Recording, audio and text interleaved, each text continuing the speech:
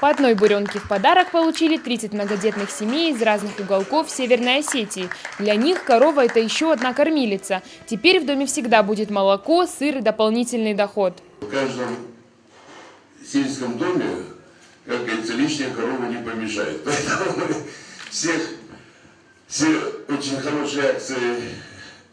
Я благодарю организаторов. Хочу всех поздравить, что в эти праздничные дни получили эти 30 семей приплод. И дай Бог, чтобы всегда, как говорится, было много молока, было кому употреблять. Вы заслужили, когда много детей в доме, это счастье. Много детей, стабильный доход, условия жизни. По этим критериям сотрудники объединения многодетных семей России выбирали претендентов. Они посетили более 200 семей. Из них только 30 получили коров. Остальные пока в очереди. Первое время помогать семьям правильно ухаживать за домашними животными будет управление ветеринарной службы. Это абсолютно бесплатно.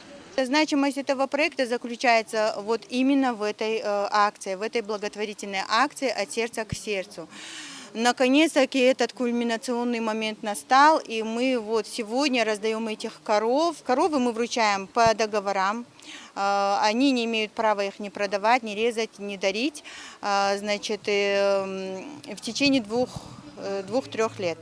В этом году одной из счастливых обладателей буренки стала многодетная семья Рамоновых. Крупнорогатый скот в хозяйстве они не держали, но когда предложили обзавестись домашним животным, с радостью согласились. Для Рамоновых это ценный подарок. Никогда у меня не было коровы, но я надеюсь, что я научусь обращаться с ней и сыр делать. Детям, конечно, парное молоко каждое утро. Ну, это же так хорошо, что дети будут каждое утро парное молоко пить.